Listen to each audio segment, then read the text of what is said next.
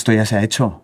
Un programa más. Hoy, programa que viene interesante porque hablamos de la relación entre guionistas y medios de comunicación y hablamos con Juan Sanguino y con José Manuel Romero sobre un tema que hemos hablado muchísimo en Alma de esto, de la visibilidad del guionista, de la responsabilidad de los medios a la hora de darnos el lugar y el crédito que merecemos y el espacio y el reconocimiento que merecemos. Entonces creo que va a estar muy guay. Creo que también, porque además son dos personas que son muy buenos comunicadores, cosa que los guionistas no siempre somos, y a lo que tenemos que practicar, así que a ver si aprendemos algo. Pues nada, vamos a por ello. Esto ya se ha hecho. El podcast. Bienvenidos a Esto ya se ha hecho, el podcast oficial del Sindicato Alma, el Sindicato de Guionistas de España, en colaboración con DAMA, la entidad de gestión de derechos de autor de obras audiovisuales. Hoy vamos a hablar de la relación entre la profesión del guionista y los medios de comunicación, y tenemos con nosotros a Juan Sanguino y a José Manuel Romero, periodistas ambos, que nos van a contar un poco cómo se relacionan ellos con el mundo del guión. ¿Qué tal? Muy bien. Encantados. Igual, bueno, siempre empezamos preguntando a los invitados, que normalmente son guionistas, ¿por qué se hicieron guionistas? En vuestro caso, ¿por qué os hicisteis periodistas? ¿Yo? Realmente es como una historia de traiciones a mí mismo, porque yo quería ser periodista deportivo de pequeño y lo estudié así y no quería trabajar en la radio. No me gustaba la radio y al final acabé trabajando en la radio. Y de periodista de internacional, de nacional, de política, haciendo muchas cosas en web sobre todo. Y de ahí pues una cosa llevó a la otra, con María Guerra cuando tenía el programa de La Script con Pepa Blanes, luego María se fue de la cadena SER y entonces yo pasé, fue una cosa casi automática de que era como el tercero y pasé con Pepa a trabajar en el programa de cine y series de la SER. O sea que ha sido todo un poco extraño, no ha sido buscado deliberadamente trabajar en el sector. ¿Y alguna vez te despiertas gritando ¡sorpresa en las gautas! No. No, me he ido distanciando del fútbol. Sí, ¿no? Sí. He dado por hecho que era periodista deportivo de fútbol. O sea, el tenis no existe, el baloncesto no existe. Ya, bueno. Periodismo deportivo Yo en era España. de pequeño, era la motivación. Sí. Bueno, en mi caso, yo no me hice tanto periodista como que el periodismo me hizo a mí. Porque yo no estudié periodismo, yo estudié filología inglesa. De esto que, pues, la época un poco, ¿no?, de las salidas, una cosa como muy millennial, ¿no? Haz carreras con salidas. Mi hermana era periodista y yo la imitaba en todo, toda mi vida imitándola desde pequeño, leyendo las revistas con ella, y escuchando las canciones con ella y viendo las películas con ella. Mi hermana es la típica hermana mayor, como que tuvo una importancia en mi formación como persona, como adulto. Y, sin embargo, estudié filología inglesa porque se me daba muy bien el inglés. O sea, no es por presumir, pero saqué la nota más alta de la selectividad de la Comunidad de Madrid. Olé. Un 9,8, que a día de hoy yo sí que me despierto por la noche gritando ¿cuál era las 2 décimas? Porque no te lo enseñan. Entonces yo nunca supe qué coño me impidió sacar un 10 en inglés. Y dije, bueno, pues filología inglesa. Y luego durante la carrera me di cuenta que me interesaba más la parte de la literatura, de la filología, entonces me especialicé en literatura norteamericana, pero por placer. Obviamente, de ahí todos íbamos a salir para profes de inglés. Y estuve, pues, entre los 23 y los 30 dando clases de inglés a niños pequeños, particulares, a empresas, y era mi vida, y ya está. Y como me gustaba mucho la cultura popular, me abrí un blog sobre música que se llamaba ¿Ves cómo eres una zorra? Pero que eran otros tiempos. No le quito una coma. Era la época de Yoshi. Yo quitaría todas las comas de ese blog. Porque ¿Está todavía online? No. Ese blog. Era la época de Pérez Hilton, de decirlo, por decirlo mal y pronto, la marica mala. No sé, este humor corrosivo. Ácido. Sí. Y pues tuvo muchos lectores, le gustaba a la gente. Y entonces de ahí pasé a escribir en Domingo de Cine, que es una web de cine que me pidió mi amigo Alex, por supuesto sin cobrar ni nada, era un blog glorificado, pero muy bien maquetado, muy bonito, y porque era también la época de los blogs, ¿no? Blogspot, WordPress, etc. Y entonces una señorita llamada Paloma Rando me leyó en Domingo de Cine y me propuso escribir en Vanity Fair.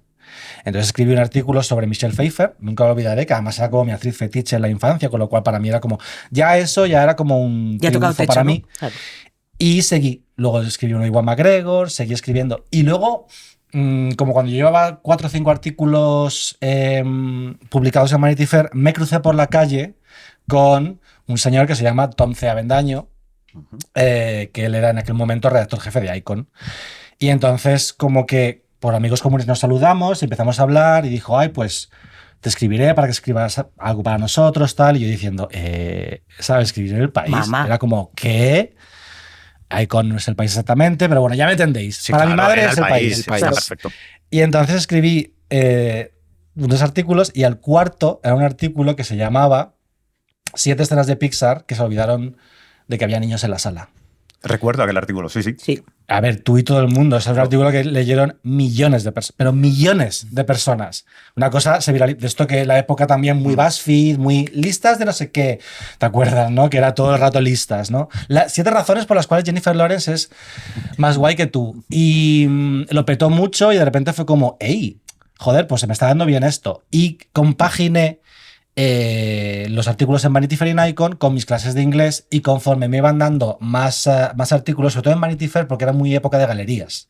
Se hacían muchas galerías porque daban más clics. Entonces yo me pasaba el día haciendo galerías y poco a poco iba cogiendo menos clases de inglés. Y pues llegó un momento en 2017 que ya no daba clases de inglés y desde 2017 soy periodista a tiempo completo.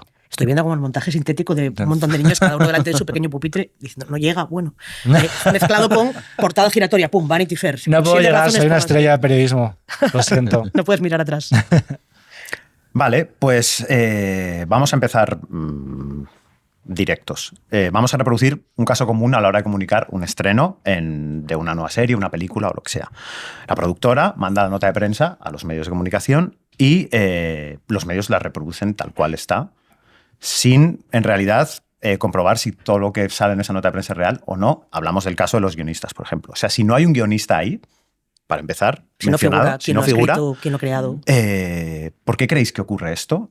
Y si hacéis algo para remediar esto o no. O sea, quiero decir, cuando os llega una nota de prensa, ¿reproducís tal cual o comprobáis? ¿Notáis si falta información cuando veis que no? No, o sea, yo al menos no. No reproducimos notas de prensa. Podemos comunicar que se estrena una peli o hay un nuevo proyecto en marcha, pero como tal no se publica, porque de hecho ya las productoras, las distribuidoras tienen su propia web que ellas publican cosas. También debemos diferenciar un poco, no ser publicistas de un proyecto. Totalmente. Es cierto que yo sí que he notado en los últimos años que los periodistas buscamos más en la letra pequeña de esas notas de prensa quién escribe los proyectos. O sea, también nosotros hemos vivido una poca educación con vosotros, y a partir del trabajo de Alma, indudablemente, y de cuando vas conociendo cosas de la industria, de mirar quién está detrás de este proyecto en el sentido de quién lo escribe. Y cuando ves que no hay por ningún sitio el nombre del guionista, dices, sospechoso. Dices, o sea, Se ha escrito sola. Claro, entonces dices, ¿qué está pasando aquí? También es cierto que creo que cuando te mandan esa nota de prensa, ya venga de la productora o la distribuidora, sí que hay ya una clara intención de la posición del guionista en cuanto a visibilidad. La posición del guionista ya la sabemos, que escribe la historia, pero en la visibilidad que posiblemente luego va a tener en el transcurso de toda la promoción y tal. Si tú ves que una serie está escrita por una persona, pero la venden porque la dirige quien la dirija, casi tienes claro que cuando llegue el momento de promoción, el guionista no va a aparecer no sé si en photocall, pero en el junket que llamamos, difícilmente va a aparecer. Sí. O sea, va a estar la cara visible de esa serie, va a ser el director, aunque en las series la cara visible, menos mal, en los últimos tiempos están siendo los guionistas como creadores y tienen más eso. En el cine es... Luego, si queréis, hablamos, porque el cine, claro, siempre es como la cara visible del director, o muchas veces se comparte la dirección y la escritura, pero sí que es extraño cuando no está el guionista de un proyecto en el proyecto y en la nota de prensa de comenzamos a desarrollar, producimos, inicio de rodaje. Es extraño. Es extraño y sí que nos llama, ahora sí que llama la atención. Sí, porque las notas de prensa ya están como más completas. Sí es cierto que, como dice José, no es tanto la nota de prensa, que no deja de ser un primer contacto con el proyecto, como la promoción, el junket. A los junkets normalmente llevan a los actores y a veces al director, pero a veces el director ni siquiera está. ¿Hablando de series o de pelis? ¿O ambas? Las dos cosas. Ok. Sí. Y sí que ocurre una cosa, que es que, claro, separando, digamos, el cine y la tele de la cultura, no porque no sean cultura, sino porque tienen mecanismos más industriales que el resto de la cultura, siempre ha sido un paisaje tremendamente individualista. desde su concepción en Hollywood, que estamos hablando de una cultura, de una sociedad tremendamente individualista como es la americana. Entonces las películas, ¿acuerdas cuando de pequeños decíamos, vamos a ver la película de Harrison Ford? De Harrison Ford. Sí, claro, y nadie más. Como si la hubiera dirigido, lo hubiera escrito, lo hubiera todo. Siempre ha habido, sobre todo en Estados Unidos, esta mentalidad de que la película es del productor. David O. Selznick presenta lo que el viento se llevó. O Alfred Hitchcock presenta. Sigue siendo un poco así también, ¿no? Sí. Quiero decir, el premio a la mejor película lo recoge el productor y punto. Lo recoge el productor, sí. Pero porque hay un premio para el guión y no hay otro director. Oscar para el productor. Pero sí que ha ocurrido siempre esta cosa de que las películas siempre tienen las caras visibles, ¿no? Ya sean o el productor o el director o las estrellas. Y esto ocurre porque la industria, no te hablo de la cultura, sino de la industria del cine y de las series, tradicionalmente tiende a generar la fantasía de que hay una magia en esa película. Sobre todo en el cine, ahora también en las series, pero tradicionalmente la tele era como algo que tener de fondo, ¿no? Pero que se hacían solas en el sentido de que el director tiene tanto talento que ha sacado todo eso que estás viendo adelante. Steven Spielberg hizo Tiburón, reescribiendo el guión cada noche, ¿no? Estas cosas épicas que se cuentan, ¿no? Coppola yéndose a hacer Apocalypse Now durante 2 años. Nadie habla de cómo sufrió el guionista de Apocalypse Now, que también estuvo ahí 2 años, ¿no? Y pasa también, por ejemplo, con la música pop. Cuando tú escuchas una canción de Ariana Grande, tú dices, nos está contando su historia, y es como, tiene 7 compositores esta canción. Claro. Y a lo mejor ella es uno de ellos, pero ella no es Taylor Swift, ella no es compositora en solitario, pero parece que la canción es de Ariana Grande y solo de Ariana Grande. Y eso también pasa con el cine y con las series, porque de repente se plantea que cuantas menos caras visibles, más mérito tienen esas caras visibles, ¿no? Y los guionistas desde el principio de Hollywood no tenían ese afán de protagonismo, eran felices trabajando a su bola, ¿no? Y eso hizo que quizá el sindicato de guionistas en los primeros tiempos luchase un poquito menos, y para cuando Hollywood ya se convirtió en un complejo industrial, esos guionistas ya no tenían poder. Digo 2 cosas más, perdona que me enrolle tanto. Adelante. En España, en concreto, está, aparte del ejemplo de Rafael Azcona, que es como el guionista más famoso durante muchísimas décadas, hay un punto de inflexión para mí, a nivel, no te hablo ya de prensa, sino de percepción del público, que es Borja Coveaga y Diego San José. Cuando ellos escriben 8 apellidos vascos, la gente mira sus nombres. ¿Quién ha escrito esto? ¿Quién ha escrito esta película que me la he visto 10 veces con mis padres? Porque nadie, sin quitarle mérito al director, nadie considera que el mérito de esa película es de Martínez Lázaro. Porque te has reído de lo que te está contando el guión. Exactamente. Y creo que esa película fue un punto de inflexión a la hora de la visibilidad de los guionistas, y ahora la gente se va quedando un poco con, hey, estos escribieron esta serie que me gustó un montón y ahora escriben esta. O esta película es de los guionistas de esta otra película. Pero, cerrando con el tema de la prensa, a mí una cosa que me da rabia y me hace gracia a partes iguales es la percepción colectiva de que el periodista tiene mucho poder, de que la prensa es el cuarto poder. Igual eso ocurría en los años 70 o en los años 80. Cuando tú ves un artículo publicado, cuando José hace una pieza para la cadena SER, no hay una intención detrás, no hay un lobby detrás diciendo ¡guau, ja, ja, ja, ja! Voy a manipular y voy a decir estas palabras porque tengo mucho poder. Hay muy poco tiempo para hacerlo, mucha desesperación y muchas ganas de terminar porque ya son las 8 de la tarde. Entonces, a mí cuando me contestan los tweets en plan de ya está otra vez Lo País con su agenda progres, como estoy en mi casa en pijama, soy autónomo, he pagado una cantidad ingente de euros por el IVA este trimestre, no tengo ninguna agenda. Entonces, cuando hacemos un junket, a mí me manda y la distribuidora me dice, tenemos a estas personas para el junket, ¿quién te interesa? Y yo hablo con el medio y el medio me dice esta y esta, y ya está. No hay más, o sea, no hay que buscarle tampoco neurosis a... O sea que consideramos entonces que la figura del guionista interesa, o sea, no interesa a los medios más que al público igual, porque si pasáramos por ese filtro del que en los medios se hacen eco de la figura del guionista que ha escrito esto, igual generarían ese interés para el público o tampoco. Yo creo que al público... No hablo del periodista, hablo del medio Sí. de comunicación que dice, te ofrezco a toda la gente, porque a nosotros nos ha pasado muchas veces, puede venir toda esta gente y los guionistas directamente se van a la casilla de que no claro. vengan. Es que no hay tiempo. no hay tiempo, no hay espacio. Es decir, si tú haces un reportaje sobre el rodaje de una película o el rodaje de una serie, sí o sí vas a hablar con los guionistas. Claro. Sí. Si es una promoción, la promoción interesa que tenga la mayor visibilidad posible. No te hablo ya de que la gente entre a leer la entrevista, te hablo de que abran el vídeo de 45 segundos que se va a compartir en redes sociales. Y si sale Blanca Suárez, lo va a abrir más gente, ergo se va a promocionar mejor la serie o la peli que si está el guionista de esa serie o de esa película. Sí, a ver, es que depende. O sea, yo no tengo que proponer, por ejemplo, a ningún jefe, vendo este tema, este actor, esta actriz. Decidimos bastante entre Pepa Blanes, que es mi jefa, y yo, lo que nos ofrece, lo que cogemos entre nosotros. Nadie. Y entonces sí que vamos seleccionando y tenemos un espacio también bastante para el cine de autor, no solo un cine más mainstream, para series y tal.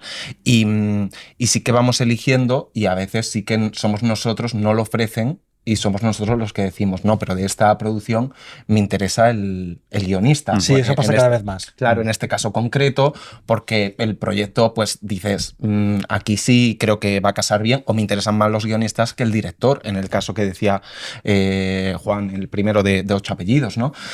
Son esos casos como puntuales, a veces es difícil, porque por nombre dices, ¿cómo luego lo vendo? Porque somos como una carnicería, en el sentido de que haces una entrevista para un programa, pero luego están los informativos, vendes como muchas pequeñas piezas, especialmente en la radio, a nivel web, en redes, tal.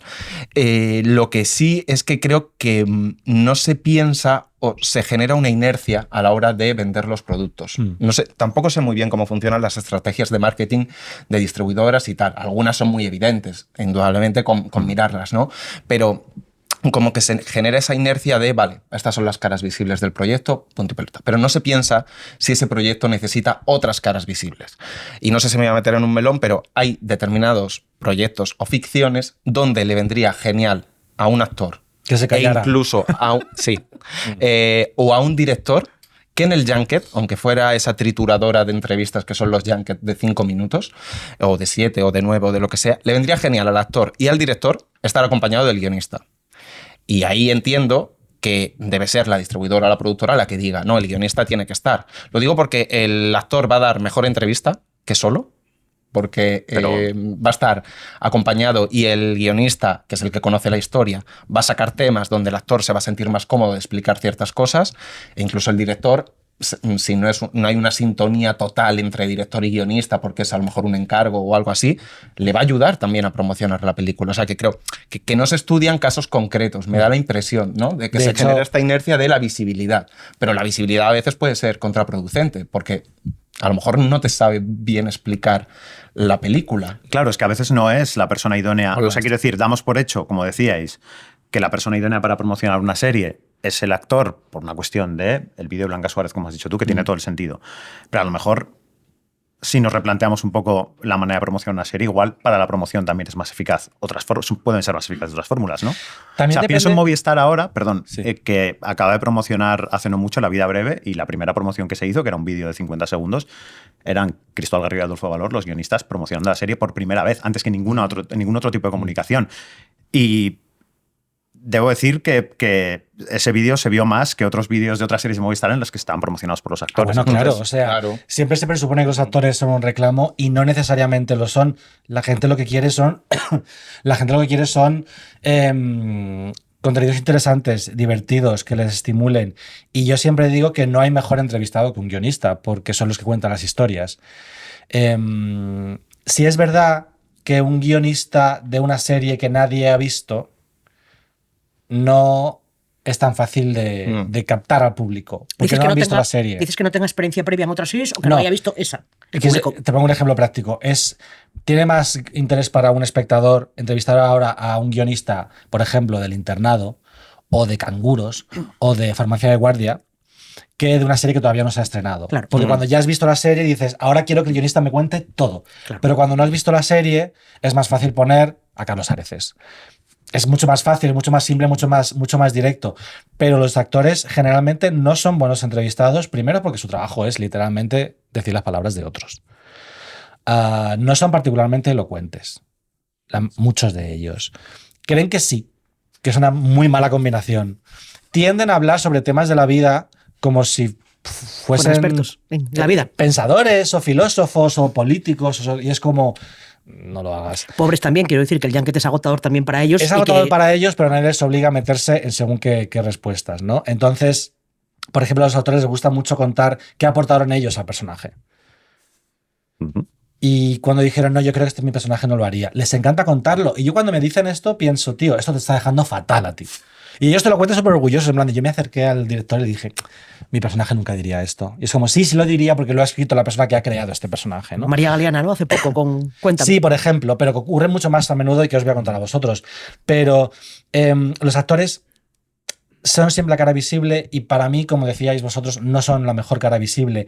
Y el otro día me encantó entrevistar, por ejemplo, a Teresa Riot, que está en El Inmortal, porque vino al podcast que tengo de Movistar Plus, y me dijo, yo me hice actriz porque hacía obras de teatro y yo veía la cara de la gente y quería más de ese efecto en la gente, ¿no? Me gustaba emocionar a la gente y digo, me alegro de que no me vengas con esa milonga que dicen ahora todos los actores de, a mí lo que me gusta es contar historias. Y me dice ella, es que si quieres contar historias te haces guionista. Claro, o sea, si quieres ser actor, lo que quieres es atención. Pero claro, decir que quieres atención es una frivolidad. Entonces ahora lo revisten todo de cambiar el mundo, provocar emociones en la gente, inspirar, le gusta mucho la palabra inspirar, interpretarlo todo desde la verdad, y son agotadores. Entonces es verdad que hay que darle una vuelta. A lo de Cristóbal y Adolfo es interesante, pero ¿cuántas series de éxito han tenido que escribir Cristóbal y Adolfo y películas de éxito para que de repente mi hermana, cuando vea su tweet, diga, hey, me gustó un montón, lo dejo cuando quiera, o me gustó un montón Amor de Madre, claro, voy a ver a estos tíos? Han tenido que trabajar mucho más. Quiero decir, si un actor tuviese la filmografía de Adolfo Valor y Cristóbal Garrido, sería una superestrella. Es que ningún actor tiene una filmografía así. Claro. Vamos a disculparnos con el gremio de los actores un poquito, por si acaso. Sí, No, a ver, son no todos. Son la cara visible y es Not duro, all es duro actors. ser. Es verdad que también hay mucha diferencia entre un cine más mainstream o algo. No es que vaya yo a defender aquí a todos los actores, pero es verdad que hay diferentes implicaciones. Sí. Yo, con el cine de autor español especialmente, o con esta nueva generación del cine de autor, normalmente los actores que trabajan están como muy comprometidos, pero muy interiorizado el papel, el personaje, su posición también dentro de la película. Pero claro, ese tipo de actor habitualmente muchas veces no son las estrellas del hormiguero, básicamente, ¿no? No tienen cabida en ese programa. Y es súper interesante. Y posiblemente las caras visibles que de otras películas, pues es lo que dice Juan, que no tienen mucho más que aportar a... O no quieren. En la mayoría de los casos que estoy poniendo no son tanto gente que esté limitada como gente que no gana nada dándote una buena respuesta, porque se le puede volver en contra luego en redes sociales. Claro. Entonces optan por ser súper prudentes, tirar de lugares comunes e interpretar el papel de una persona aburrida. Luego te los encuentras de fiesta en el Festival de Málaga y son la bomba. Sí, pero bueno, cuando digo que nos vamos a disculpar con el gremio de los actores, no era por disculparme con el gremio de los actores, que efectivamente hay de todo, sino porque muchas veces ellos también preguntan, es como, ¿no venís a la entrevista? Ya, ¿Por qué? Y es como, no me han invitado. ¿No venís a los premios Feroz? No me han invitado. Pero está la novia del montador. Ya, pues no me han invitado. Y en ese sentido, el gremio guionista, que tiene fama, o por lo menos así nos llega a veces el clamor popular de sois unos lloricas, cuando has dicho antes, en Hollywood el guionista no tenía ese afán de reconocimiento. Siempre a veces nos sentimos como los niños pequeños intentando ir a jugar con los niños mayores, y es como, yo no quiero reconocimiento, quiero el crédito por mi trabajo. No estoy hablando de que quiera una cámara delante y un micro delante, más allá de este micro y esta cámara, donde aquí nos explayamos a gusto. Solamente quiero que cuando la serie que he creado, he escrito mano a mano con Carlos Epando, con otros guionistas, llega a prensa y llega a medios, no figure como creador una persona que no ha escrito una sola coma. Entonces, muchas veces cuando nos llega de vuestros medios y de otros muchos esta historia, dices, ¿quién es el culpable de esto, no? ¿Qué pasa aquí? La productora, evidentemente, tiene interés seguramente en que figure la persona reconocida. Manolo Manólez, no le conoce ni Dios, pero a Dani Ecija, a Alex Pina, a Javier Olivares, a cualquiera que haya tenido cierto éxito y cierto reconocimiento como productor ejecutivo de una serie, como productor, como lo que sea, evidentemente tienen un poco más de reconocimiento que Manolo Manólez, que no es nadie, ¿no? Pero bueno, muchos de esta gente, ellos quieren ese reconocimiento. Por supuesto. Ellos quieren dar entrevistas. A lo que voy es, ¿dónde está la persona que revisa que lo que acaba de llegar a la redacción o a tu mail con los datos es cierto? cuando vamos, en el sindicato, en Alma, pero por supuesto en redes y en cualquier reunión de guionistas te pueden decir esta persona no ha escrito y no merece este reconocimiento. Ya, pero aquí entramos en un terreno que, por invocar de nuevo a Pepa Blanes, santa patrona del periodismo cinematográfico español, ella lo explicaba muy bien en el documental del crítico, el documental de Bollero, que vendía todo el rato esta cosa de canallita de el último crítico que dice lo que piensa. Y dice Pepa, no, Bollero es el último crítico que gana un sueldo estupendísimo solo por hacer crítica. Bollero no tiene que ir al día siguiente a hacer una entrevista al director cuya película ha destruido. Desde luego. Si yo no tuviera que trabajar en un momento dado para una plataforma, hacer cosas con Netflix, con Prime, yo he hecho colaboraciones con un montón de plataformas porque de escribir es muy difícil. Juntar un sueldo, no te digo ya digno, te digo yo pagar alquiler. Entonces, cuando tienes la oportunidad de hacer comunicación para plataformas, generalmente se acepta. Yo no puedo decir lo que pienso de muchas series de plataformas que espero que en el futuro me den trabajo. Claro. Es que no puedo. Si yo fuera solo crítico, vamos, y José y todo el mundo. Me da mucha rabia porque parece que es como Bollero es como el último canalla. Es como, ¿qué te crees? Que a mí no me gustaría decir lo que realmente pienso de las películas del cine español y de las series. Pero no puedo porque el día siguiente tengo que entrevistar a su equipo y esa gente va a decir, no quiero que lo haga Juan. Ya me ha pasado varias veces. Y han dicho, no quiero que me entreviste él porque no me gustó lo que puso de mi serie. Entonces, ¿qué haces? Claro. Entonces, claro, todos sabemos quiénes son los señores, porque son todos hombres, que se ponen como creadores cuando no han escrito una serie. José lo sabe, yo lo sé y desde luego vosotros lo sabéis. ¿Voy a hacer yo un artículo exponiendo todo esto? ¿Para qué? Porque es la verdad. Pero ese tipo de periodismo en cultura ya no existe. Claro. Yo espero que en política sí. Claro, es que es una cuestión de medios. Pero en cultura ese periodismo ya no existe porque yo no puedo tirar de la manta de unas prácticas cuestionables que están ocurriendo en una plataforma que en un momento dado me va a dar trabajo. Yo no lo voy a hacer. Si lo quiere hacer él, que está en la SER estupendamente, que lo haga él o que lo haga gente que tenga una nómina, por ejemplo, en El País, en El Mundo, en el ABC, que lo hagan ellos, porque ellos su trabajo está asegurado. Mi trabajo no está asegurado, yo no puedo meterme en esos berenjenales. Pero es que no es tan fácil. Es decir, contar las cosas bien, con todo atado. Requieren muchas horas. Documentalmente, claro, requieren muchas horas de curro y eso conecta indudablemente con esa precariedad, con esa debilidad. Como decía Juan, quien se puede permitir solo opinar es el auténtico privilegio. Luego, cómo están los medios de comunicación en general, todas las páginas de cine, de series que hay, es muy difícil. Y eso ya es, claro, periodismo de investigación dentro de un sistema donde estás arrasado por 10 estrenos de cine y 5 de series semanales que intentas cubrir, que intentas filtrar, que intentas ver y que intentas hacer entrevistas. Entonces, claro, es súper interesante, pero tampoco porque te avisen de que alguien firma algo que no, me refiero, vale, me puedo poner a investigarlo, pero para yo publicarlo necesito documentos, necesito datos. O sea, no es tan difícil. Testimonios, claro. Hay una responsabilidad compartida, creo, entre todos a la hora de denunciar malas prácticas, cosas que hacen plataformas. Y yo, por ejemplo, no tengo el problema de Juan. O sea, yo no trabajo para nadie externo de la cadena SER, ni para ninguna colaboración, ni nada. Pero claro, exige un tiempo y una dedicación que no tienes arrasado por la cantidad de trabajo que tenemos, o que el tiempo para investigar tienes que medir si de eso hay un hilo que puedas tirar. Claro, sí. O sea que en realidad tiene mucha responsabilidad la precariedad y cómo se ha precarizado la profesión del periodista cultural. El capitalismo, yo no sé a quién se le ocurrió, pero es un sistema a prueba de balas. Sí. O sea, es un sistema que se retroalimenta constantemente, es decir, cualquier disidencia va a acabar siendo parte de la rueda. El grunge, la contracultura de los 60, los Beatles, todo lo que sea antisistema, ¿no? Es como lo que decía Quentin Crisp, de que se va expandiendo constantemente. Si estás en las afueras del sistema y te quedas el tiempo suficientemente parado, te va a acabar absorbiendo el sistema. Tú no puedes criticar el sistema cuando el sistema te está tirando de la cuerda, de la soga. Claro. Es que es un sistema perfecto. Es que está muy bien montado. Por dos lados te pilla la vaca, que decía una amiga. De todas formas, no hablamos tampoco de hacerle kamikaze, ¿eh? Quiero decir, no voy a que hagáis periodismo de investigación, que además tampoco es vuestra historia, ni tiene por qué ser. pero lo mismo que nosotros parte. tampoco vamos a lo kamikaze a decir, Sí. fulanito me hizo esto, porque también, bueno, tienes miedo a ciertas represalias, conviene asesorarse muy bien antes de hacer determinadas cosas. Yo hablo solamente de si tienes delante a una persona que tú sabes, porque lo sabes, que ha firmado una serie entera, 8 capítulos como escritor, y sabes fehacientemente que aunque lo ponga en la portada del guión que baja Plató, que ya se encargará él de que figure así, no ha escrito una coma. Hablo de algo tan sencillo como preguntarle, háblame de tu método de escritura. Y dejar que se ahorque solo. Ah, no, perdona, Claro. se lo inventan. Que se lo inventen, perfecto. Si en algún momento alguien denuncia, dices, por cierto, que sepas que tuviste el coño moreno de decir esto a los medios.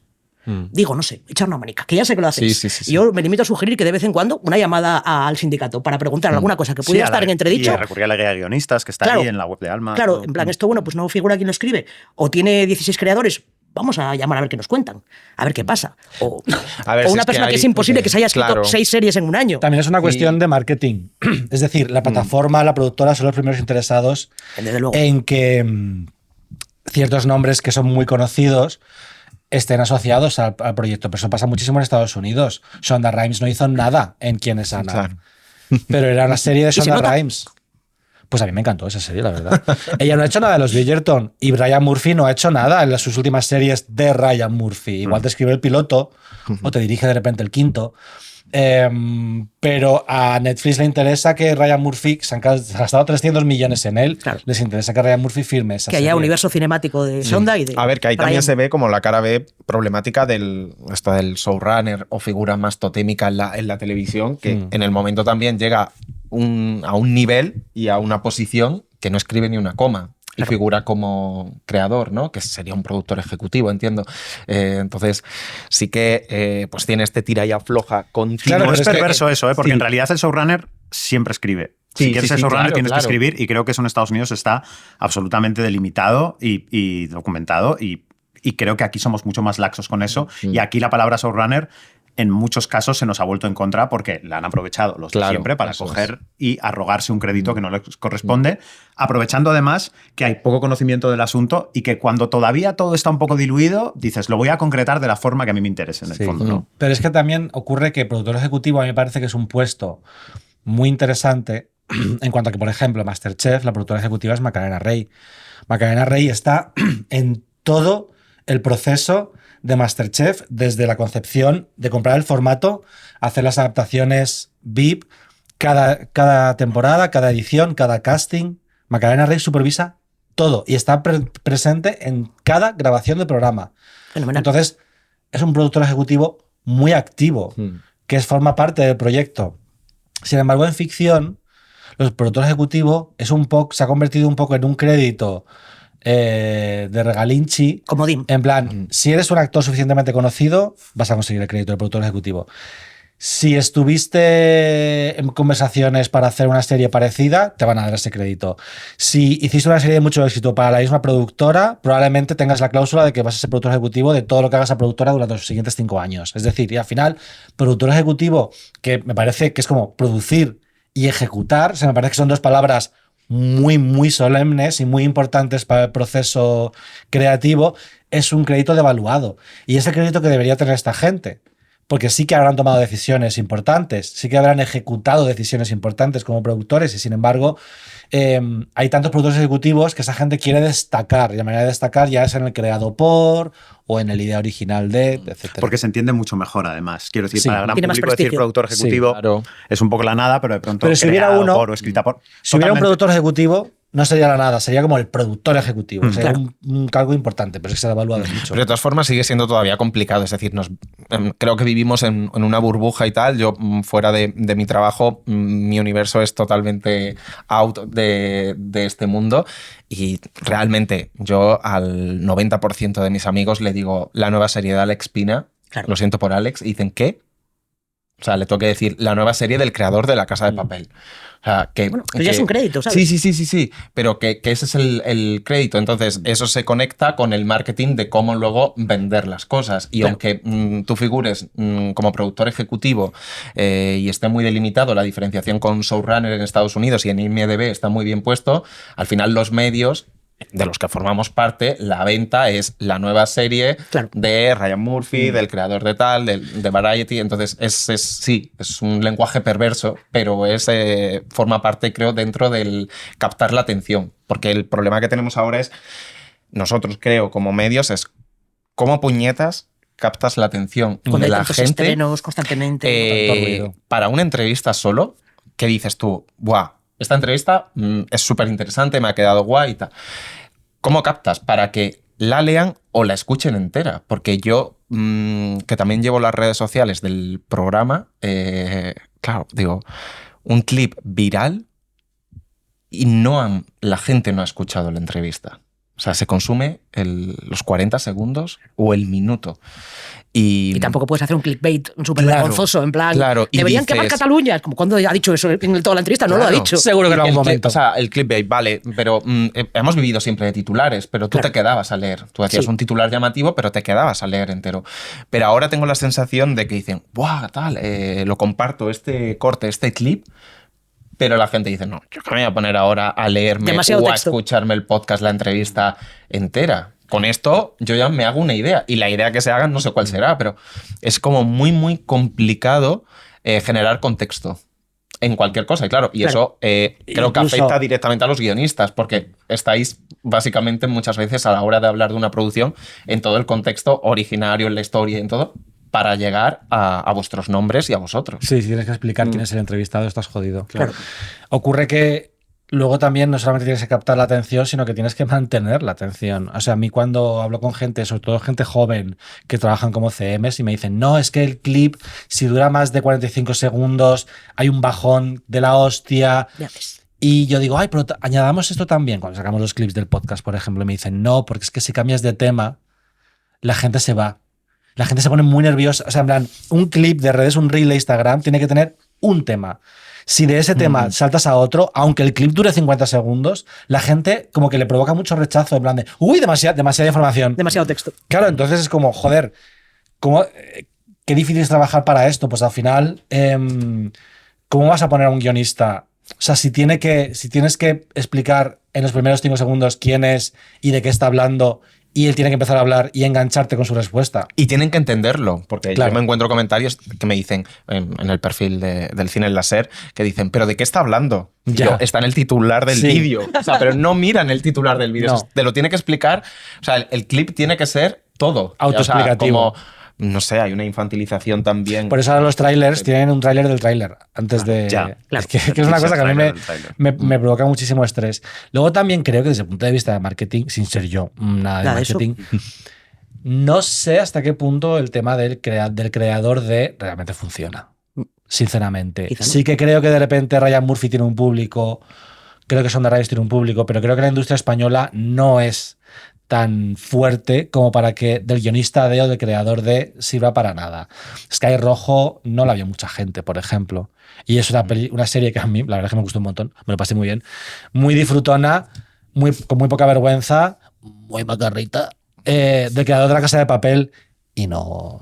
O sea, no creo que eso llevase a nadie a verla, pero es que ni siquiera a los actores. Siempre se confía mucho en los actores. Es como la única persona... Yo creo que hay 2 personas en España que, si sale una serie o una película, atraen al público, que son José Coronado y Mario Casas. No sé por qué. O sea, a ver. Y ojo, Mario también, si le preguntas, te dirá que no, ¿eh? Que tenía cosas que se salían un poco Mario en Casas papel habitual, chicos de todo camiseta, lo peta. Mario Casas, todo lo que hace es como Mario Casas, sí. Fuera de eso, no hay actores infalibles. Y desde luego. Si no hay tú Star miras- System aquí en realidad. No ha habido Star cierto. System. No, y otras épocas sí que ha habido más. De repente, pues, una Victoria Abril te vestía una película, Carmen Maura. Pero ahora ya no. De hecho, ya hay una nueva generación de actores y actrices que han salido directamente de las series, que no han hecho antes Cine, nada, teatro. o telelineal, o teatro, o Sí. cine. Y cuando los han fichado para cine, para pelis, y han ido a taquilla, no ha funcionado. O sea que De hecho- el público, eso es una demostración de que ese público son públicos o diferentes, o que no significa que porque lo petes con Élite y tengas 12 millones de seguidores, van a ir a ver tal cine. Pero hay una razón por la cual peli. había tanto elitismo en Hollywood antes con la diferencia entre los actores de tele y los actores de cine. Hay gente por la cual el público pagaría $5 y gente a la cual el público le encanta verla si ya están en su tele gratis. Claro. Son dos tipos de estrellas distintas. Total. Y son súper estrellas, pero son cosas distintas y muy pocos hacen el crossover porque realmente el público los percibe de manera diferente. Y que a ti te encante ver a un actor en élite no quiere decir que vayas a desplazarte al cine, pagar una entrada y dedicar unas horas a verla. Y tú comparas los seguidores en Instagram de los actores de élite o de La Casa de Papel con la taquilla de sus películas. No así claro. de sus series. Es No, decir, nada que todo ver. lo que ha hecho, por ejemplo, Aaron Piper ha funcionado súper bien. Por ejemplo.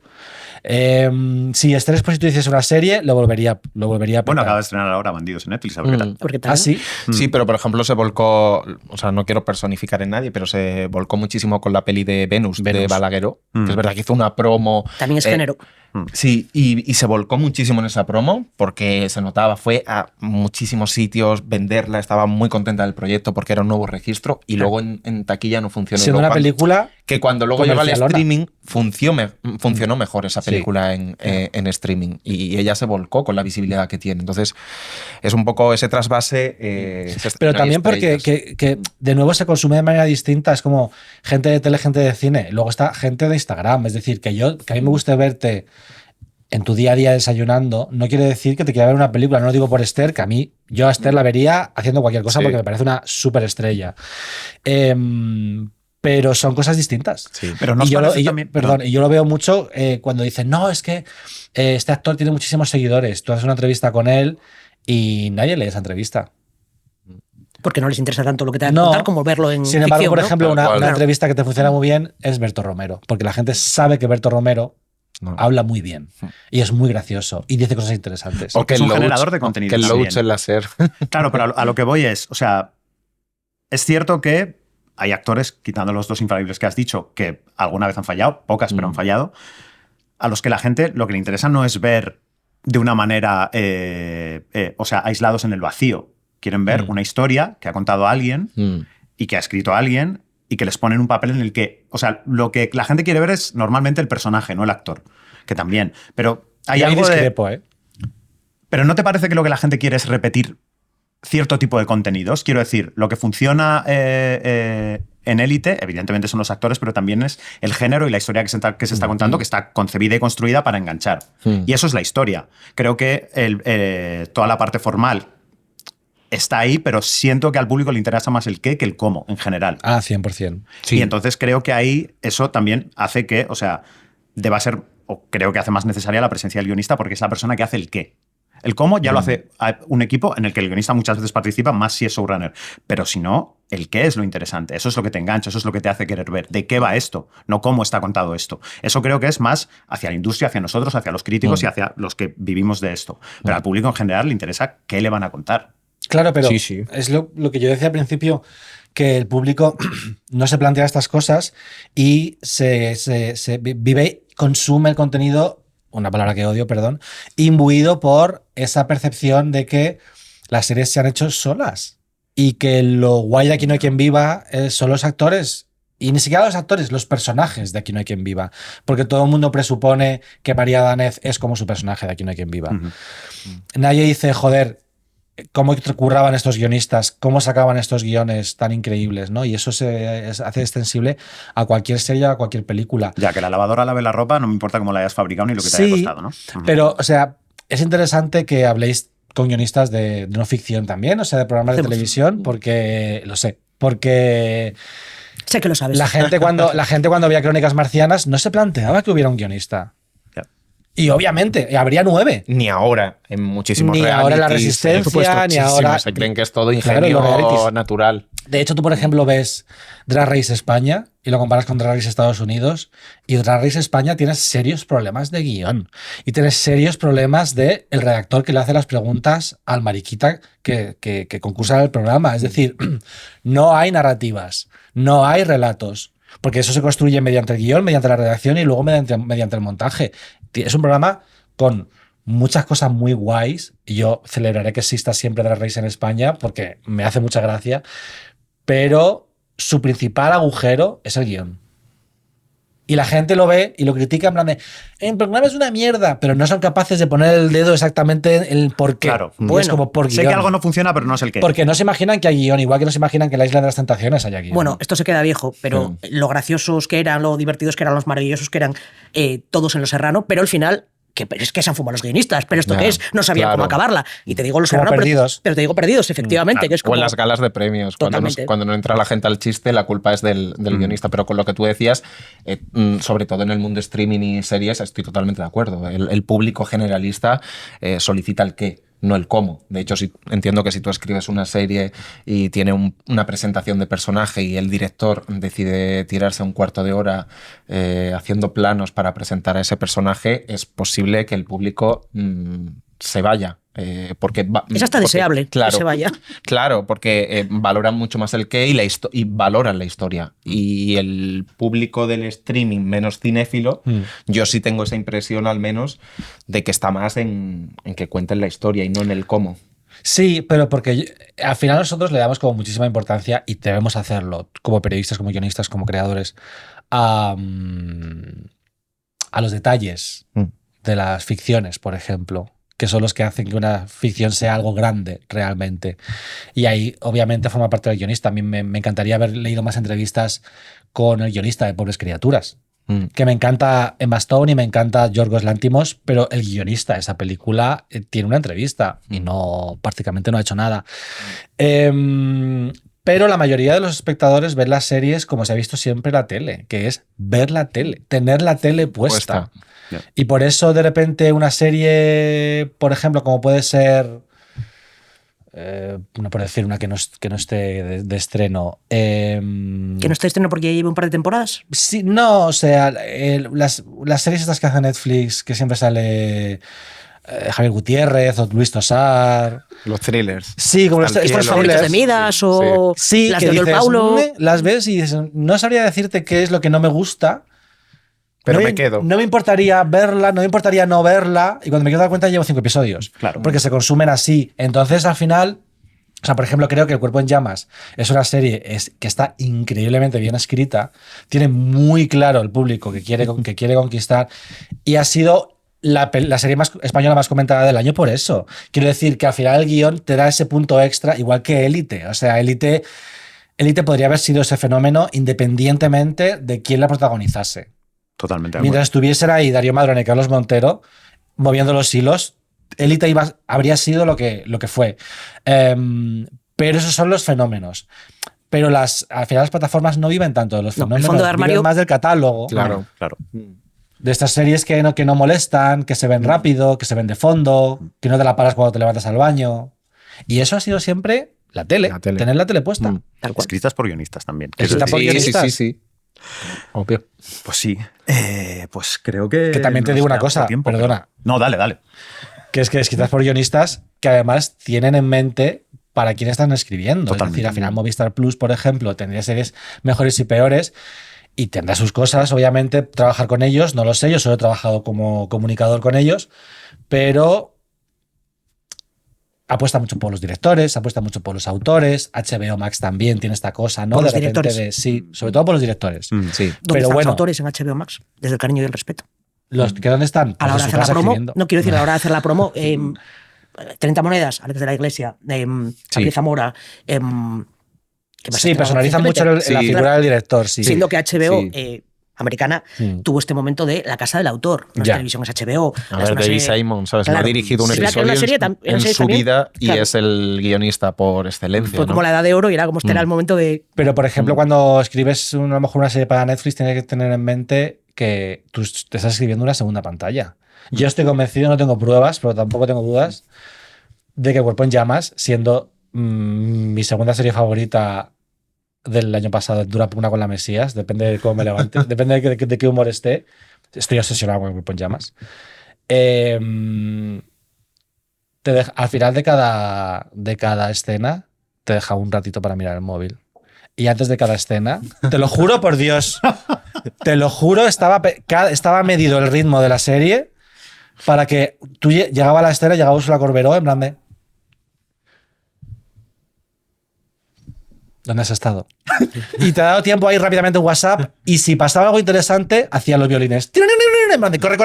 Corre, mira. No te pierdas esto. Y eso me parece que es un trabajo del guionista que también hay que aplaudir porque al final es ponerte al servicio de tu amo, ¿no? Y al servicio de lo que quiere la gente que te está pagando, que es una serie que no haga falta prestar demasiada atención, porque si al final hay un tipo de espectador que se ha mirado el móvil durante la serie y al final del episodio siente que no se ha enterado, la deja y va a otra. Yo esto quiero consultarlo porque preguntad, creo por que favor. De las veces que hemos tenido notas de plataformas de cadenas como guionistas, jamás nadie ha hecho hincapié en esta parte que dices que es importante, que es la gente que se ha perdido un momentito, bien porque ha ido al móvil, bien porque ha ido al baño, bien porque tiene mucha plancha y está mirando de vez en cuando, pero no sentado viendo la serie.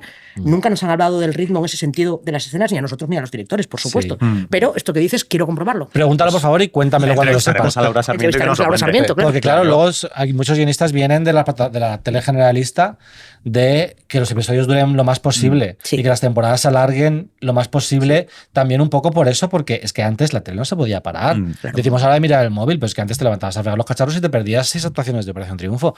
Entonces, y luego no las veías nunca más, es que te las perdías, se había acabado. Había que estar ahí, si pestañabas te lo perdías. Y sin embargo, gente que viene, como puede ser el equipo de Élite o el equipo de las chicas del cable, que fueron como las primeras de Netflix, te decían, no, es que Netflix nos dijeron, todo lo que pasa en el primer capítulo tiene que pasar en los primeros 10 minutos, y todo lo que pasa en la primera temporada tiene que pasar en el primer capítulo.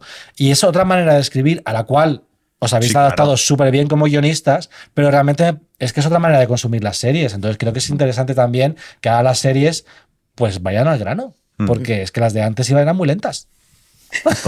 Esto pide una segunda parte y seguir hablando de esto mucho tiempo, pero como no lo tenemos, vamos a haceros la pregunta que hacemos a todos los invitados y las invitadas para cerrar vuestra participación, que os agradecemos mucho, que es ¿cuál es el mejor consejo que os han dado en cuanto a vuestro gremio o el que le daríais a alguien que empieza ahora a ser periodista de comunicación, de cultura, de demás?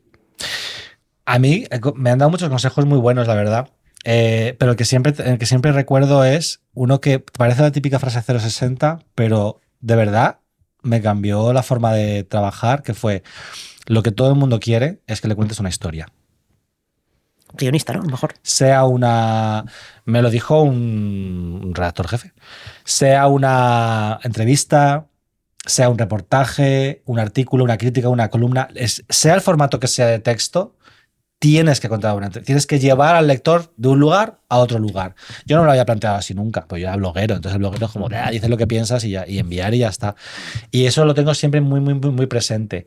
Y luego el consejo que yo le daría a alguien que empieza, a ver, es un consejo que no quiero que se malinterprete, pero hay que hacer cosas gratis. No porque sea lo ideal. Que no lo es. Que no lo es en absoluto, pero cuando estás empezando, si te llaman para participar en un documental, por ejemplo, para hablar en un documental, en una tertulia, si te llaman para ir a un podcast, tienen que verte.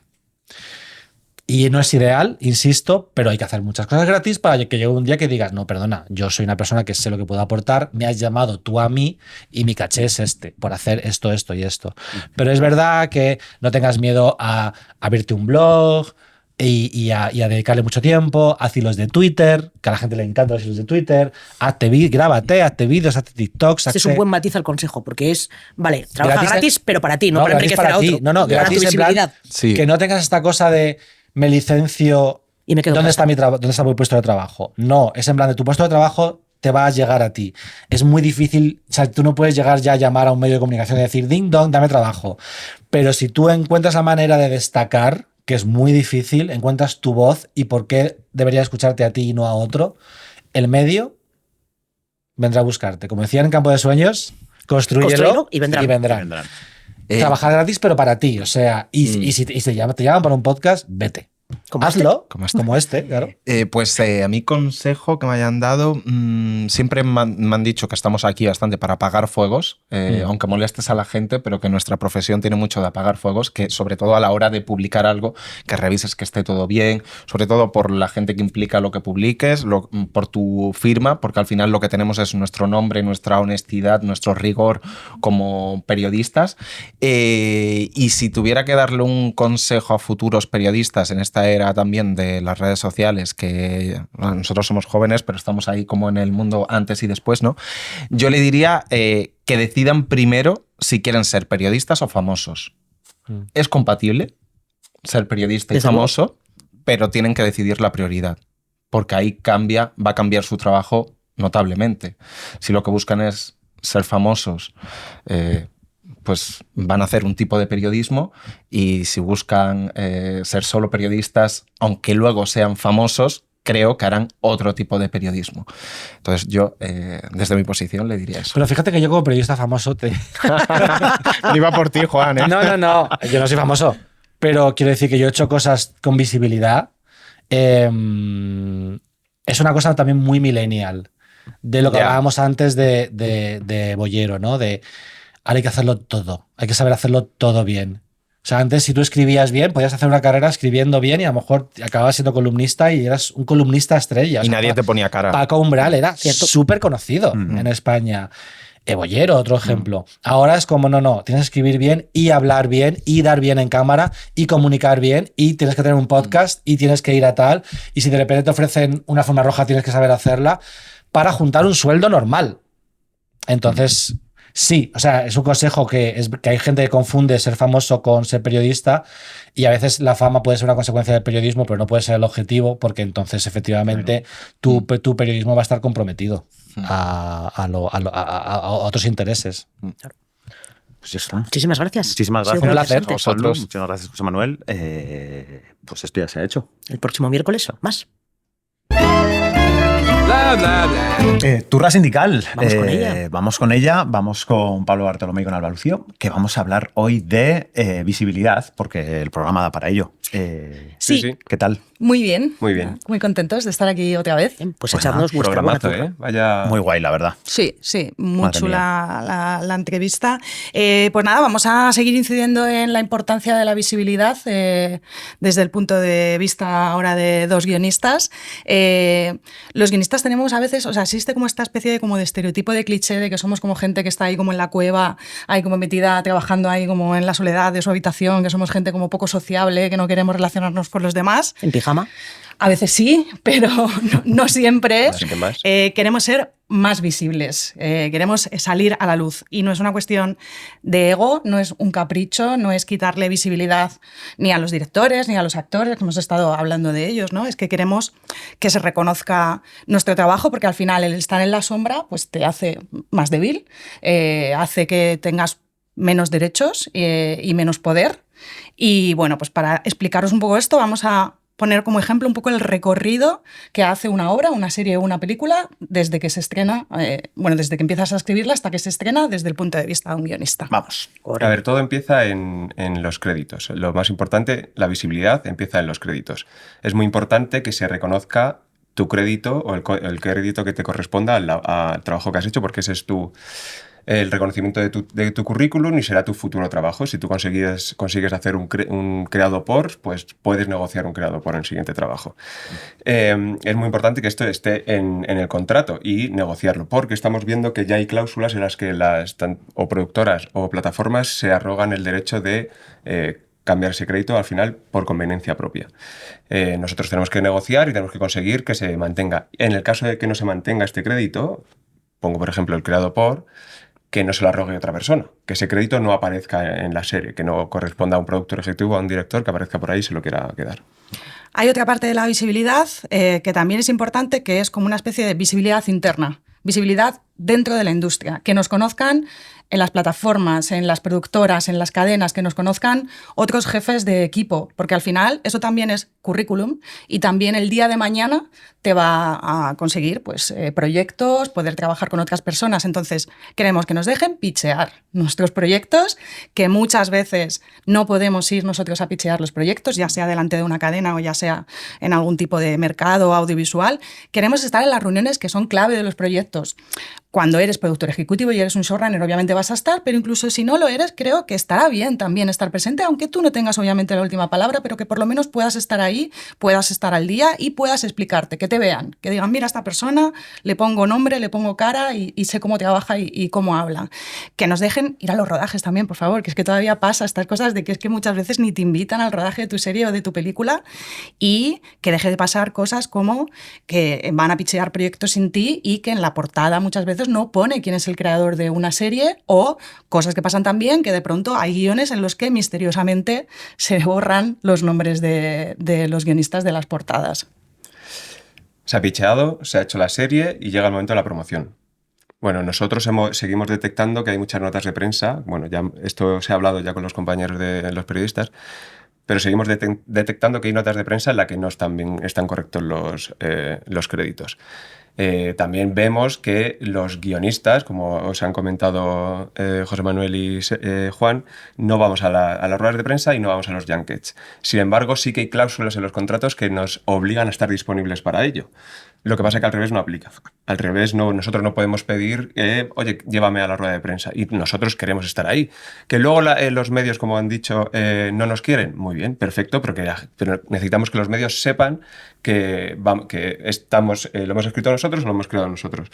Ponía el ejemplo antes de Ryan Murphy. Ryan Murphy es Ryan Murphy porque hubo un momento que se puso empeño en ser Ryan Murphy, es decir, en poner creada por o Alfred Hitchcock, una película de Alfred Hitchcock. Esto es lo que nosotros, bueno, no queremos llegar, o sea, no estamos hablando de que nos valoren por encima del resto, sino que nos valoren acorde a esto. Y como ha dicho también José Manuel, somos conscientes de que no somos las caras más visibles, no somos las personas que vamos a llevarnos el clic más rápido, seguramente, pero sí somos las personas que mejor vamos a hablar de nuestro proyecto, porque nosotros somos los que sabemos detectar los conectores emocionales con el público. ¿Dónde está el valor emocional del proyecto y qué es lo que nos ha vinculado y cuál es el motor emocional que ha levantado ese proyecto? Llega el día del estreno, por fin se va a estrenar tu película, tu serie, todo fenomenal, y no te invitan al estreno. A veces hasta te puedes enterar de que se va a estrenar la fecha en la que se estrena por la prensa, por los medios de comunicación. O a lo mejor a lo mejor te invitan al estreno, pero no te dejan subir al escenario. Sube ese momento en el que sube un montón de gente, director, actores, productores, todo fenomenal, ¿eh? Nosotros insistimos, nadie es que se tenga que bajar, pero hombre, dejándonos estar ahí también, ¿no? O sea, son compatibles las dos. Claro, eso es. Y si tienes la suerte de que te seleccionen en algún festival, pues también te puede pasar que tampoco te inviten a este festival. Bueno, recientemente lo hemos visto, el caso del Festival de Málaga, el guionista Guillem Clua, que tenía 2 películas en Málaga basadas en 2 obras de teatro escritas por él y que él también escribe el guión, que son La bandera e Invasión. Bueno, pues puso un tuit en redes sociales contando que no le habían invitado al festival. En este festival hemos visto también, por ejemplo, que en el catálogo de las series que se van a proyectar en el festival se destacan los directores de las series, pero no aparece por ningún lado quiénes son los creadores de esa serie, ¿no? Digo Málaga, pero hay más casos, por ejemplo, el Festival de San Sebastián, donde sabemos que los guionistas no les dejan acreditarse en la parte de industria, por ejemplo. Y es que esto es muy curioso. Por ejemplo, el caso de Guillem es que tú puedes ser que ganes un premio en el Festival de Málaga a Mejor Guión, pero no has estado en la alfombra roja, no te han invitado. O sea, te invitan luego, obviamente, a recoger el premio si lo ganas, pero no te permiten ni la productora ni el festival, te permiten a ir a mostrarte al jurado que luego te va a valorar. No tiene mucho sentido, ¿no? Es un poco, por parte de la productora no tiene sentido ninguno, por parte del festival es un poco absurdo, no sé.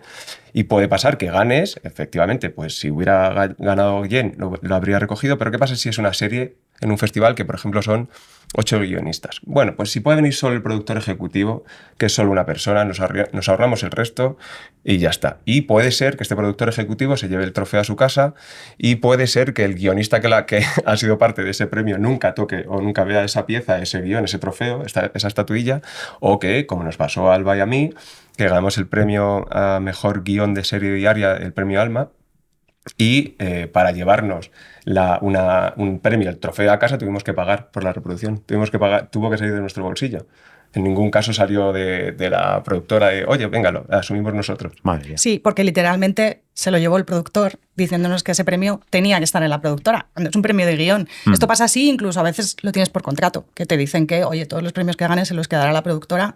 Oiga, si el premio es de guión, el premio será para los guionistas, ¿no? En todo caso, ya veremos entre los guionistas cómo lo hacemos si somos varios, ¿no?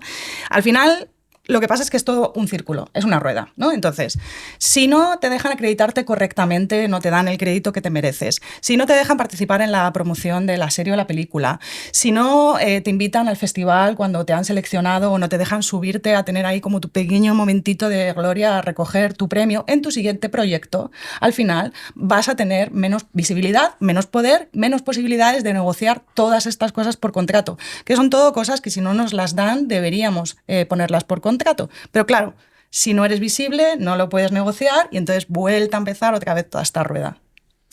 Vale, ¿y qué hacemos desde Alma, ¿no? Para contrarrestar todo esto, para ayudar a nuestros afiliados y afiliadas a superar estas crisis o estos momentos de bajón?